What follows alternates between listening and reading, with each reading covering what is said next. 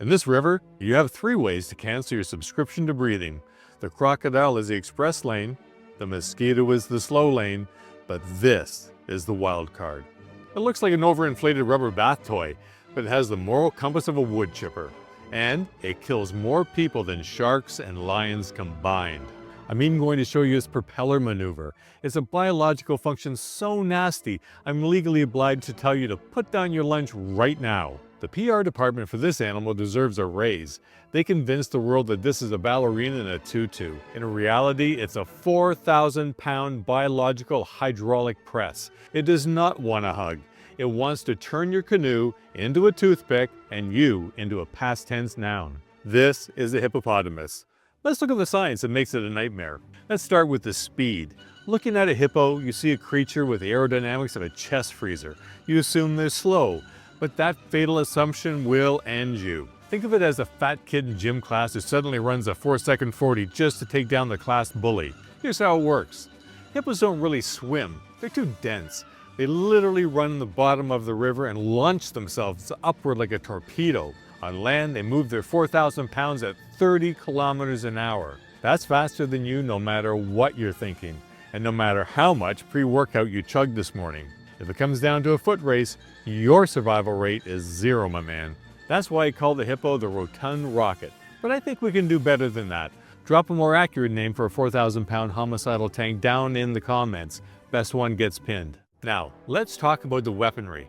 You might think, oh, they eat grass. How bad can it be? Well, this bad boy is a vegetarian wood chipper friend. Imagine a vegan who carries 2 machetes to a salad bar, just in case the lettuce talks back. Their jaws can open 150 degrees. Their bite force is measured at 2,000 pounds per square inch, which is enough to snap a juvenile crocodile's spine like a dry twig. Older crocs are way tougher and don't put up with that shit without a fight. And those massive front tusks, they aren't for eating. The molars in the back do the chewing and grinding. The front gear is strictly for violence, and they self-sharpen every time they close their mouth. So if a hippo catches you, your survival rating is non-existent because you're being divided by 2 and the quotient is 0. Life, that is. Look at this absolute unit. That's steel, and your Nancy boy ribs are full of just calcium and hope. Do the math, bud. So this is the part that confuses people. Predators attack to eat. They have a motive, but the hippo attacks because you're breathing in a zip code. Meet Karen of the river. This thing has the energy of a dive bar bouncer on a steroid hangover. He doesn't want to check your ID, he's looking for an excuse to fold you. Backward.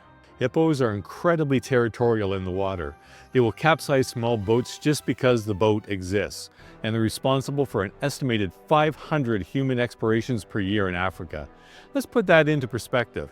Sharks, the movie monsters we're all terrified of, only average about 10 global explorations a year. Lions, they claim maybe 200. That means the grumpy water sofa is clocking double the body count of the king of the jungle.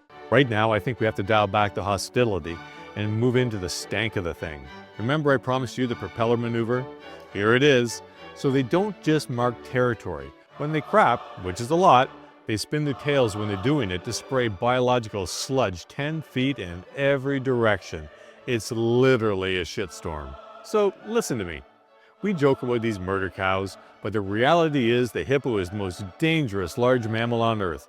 They're unpredictable. They do not give warning shots. There's stories of river guides, experts who know the waters, being pulled under.